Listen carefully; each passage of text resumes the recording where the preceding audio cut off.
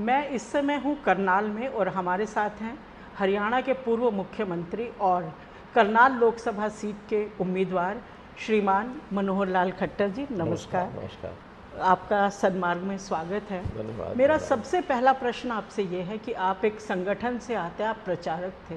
वहाँ की नीति और रीति राजनीति से बिल्कुल अलग है। वहाँ है कि सूचना है तो सोचता नहीं, अपेक्षित नहीं तो उपस्थित नहीं, और राजनीति उसके बिल्कुल उलट होती है।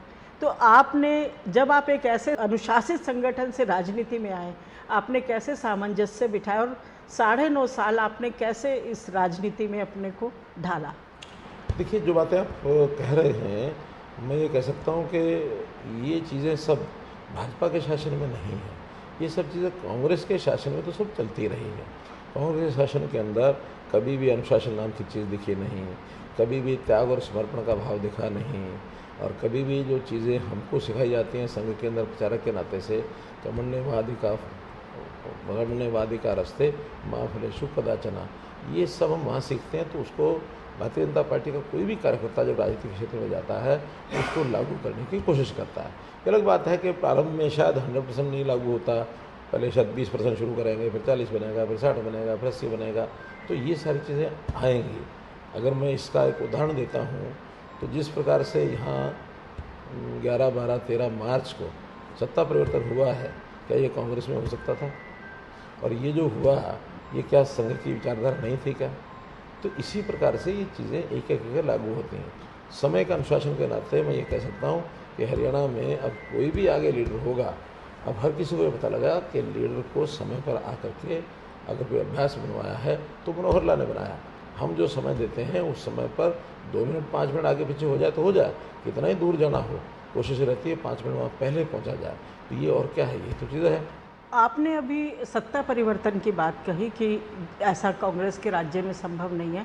बीजेपी में हमने देखा कि कर्नाटक में, गुजरात में, उत्तराखंड में और अब हरियाणा में और त्रिपुरा में भी मुख्यमंत्री बदले गए और उनके राजस्थान उसके परिणाम अच्छे हुए चुनाव से आने पहले, लेकिन कर्नाटक में थोड़ा ये उल्टा पड़ा। आपको क्या लगता है हरियाणा में ये जो फैसला है ये भाजपा के पक्ष में जाएगा क्या? देखिए, बहुत अच्छा ये फैसला है, और कहीं एक आध जगह पक्ष में नहीं गया विषय तो ये कारण नहीं होता कि भी कोई नया मुख्यमंत्री बना इस कारण से नहीं आया है। कारण और बहुत होते हैं। ये एक कारण तो हो सकता है चुनाव को प्रभावित करने वाला, लेकिन स्थानीय परिस्थितियाँ बहुत सी ऐसी होती हैं जिसके अंदर लोगों को कुछ पसंद आता है, कुछ नहीं आता है।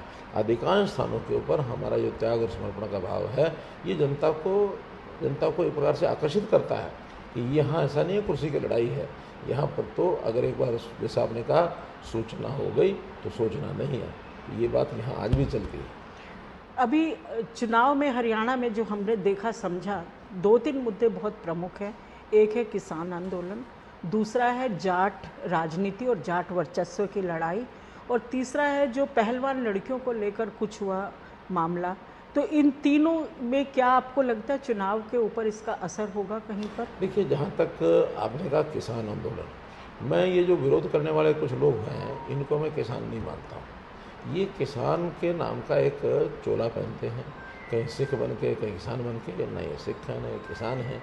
ये एस्टेब्लिशमेंट को डिस्टर्ब करने वाला एक ग्रुप है, और वो छोटा ग्रुप है, बहुत बड़ा नहीं है। अभी हम गांव में जाते हैं तो हर गांव में 500, 700, 1000, 1500 लोग मिलते हैं, तो उसमें 80% किसान होते हैं। अगर किसान होते तो एक गांव के अंदर ज़रूर ये विषय आया मेरे सामने, लेकिन हमने उसको टालना ठीक समझा। अगर सरकार के नाते हम उसमें ज़बरदस्ती करते तो कोई ना कोई शरारत हो जाती। तो ऐसी शरारतें ना हो तो हम उस चीज़ को टालते हैं। हम कहते हैं कि नहीं, इनको भी सद्बुद्धि आए। और मैंने तो बल्कि पीछे जो किसान नेता हमारे चलूनी साहब हैं, चलूनी साहब की मैंने प्रशंसा की। उन्होंने कहा कि हमको किसानों को चुनाव में आगे आना चाहिए, चुनाव लड़ना चाहिए। मैंने कहा डेमोक्रेटिक सेटअप में यही एक रास्ता है।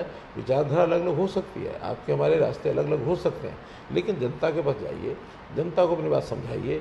जो समझाया जाएगा, जिधर ज़्यादा होंगे उसकी सरकार आ जाएगी। इसलिए सरकार डेमोक्रेटिक सिस्टम, हमारा संविधान है, संविधान के अनुसार चीज़ आगे बढ़ाएंगे तो लोग सुखी रहेंगे। यहाँ तो लोगों में इतना ज़्यादा सामर्थ्य है स्वीकार्यता का। हमारे एक वार्ड के अंदर 2 पक्षों का वोट बराबर आ गया और फैसला ये हुआ कि टॉस होगा। टॉस हुआ, एक कैंडिडेट जीत गया, दूसरा हार गया। हारने वाले लोगों ने भी जीतने वाले को स्वीकार किया।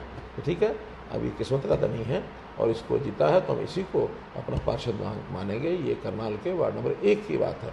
कई बार एक वोट से भी अंतर हो जाता है, तो इसलिए वोट के अंतर्गत डेमोक्रेटिक विश्वासपूर्वक अगर हम आगे चलेंगे तब समाज सुखी चलेगा। विरोध की राजनीति करने वाले लोग बहुत गिने चुने हैं। मैं कहूँ कि 60-80 हज़ार लोग से ज़्यादा नहीं है। हमारा हरियाणा का मैंडेट 2 करोड़ 2 लाख का है। जाट वर्सेस नॉन जाट, मैंने आपसे 3 विषय पूछा, जाट और पहलवान। ये कभी ये विषय था जब कास्टिस्ट पॉलिटिक्स, जातिवादी राजनीति चलती थी। मैंने हरियाणा में आके एक नारा दिया था, हरियाणा एक, हरियाणवी एक। हम सब हरियाणवी हैं, हरियाणवी हैं तो हमें प्रदेश के हित में सोचना चाहिए, हरियाणा के हित में सोचना चाहिए। कौन ठीक काम कर रहा है उसके हिसाब से जाना चाहिए, जातियों के हिसाब से बंटवारा बंद करना चाहिए। और मुझे खुशी है उस बात की कि जो चीज़ मैं 2014 में देखता था, आज 2024 में वो नहीं देख रहा। आज युवा सब लोग इस समर्थन के हैं कि नहीं, हमें पार्टी देखनी है, पार्टी का विचारधारा देखना है, नेतृत्व देखना है, नीति देखनी है और उसकी नीयत देखनी है। तो ये सब चीज़ें देख करके आज बहुत लोग हमारे साथ लगे हैं, किसान भी लगे हैं, जाट भी लगे हैं, बाकी जातियाँ भी लगी हैं। तो अब सब यानी राइट थिंकर्स अब वो ठीक सोचने की दिशा में आगे बढ़ गए हैं। अमूल चूल ये ख़त्म हो गया ऐसा मैं नहीं, बड़ी आयु के कुछ लोग आज भी वैसा सोचते हैं, लेकिन ये तो साइकिल है। इस साइकिल में धीरे धीरे जैसे जैसे एजुकेशन बढ़ेगी, अवेयरनेस बढ़ेगी, वैसे वैसे सब ठीक हो जाएगा। तीसरा विषय पहलवान लड़कियों। लड़कियों। देखिए, कुछ घटनाएं ऐसी हो जाती हैं और उन घटनाओं के कारण से सच्चाई है कि नहीं है, मैं इस बारे में तो नहीं बता सकूँगा कुछ भी, क्योंकि वो सारे केस कोर्ट के अंतर्गत हैं। और जो चीज़ कोर्ट में चली जाती है, ऐसे विवाद होते हैं तो कोर्ट इन्वेस्टिगेशन करके अपने आप बताएगा कि ये बात ठीक है कि गलत है।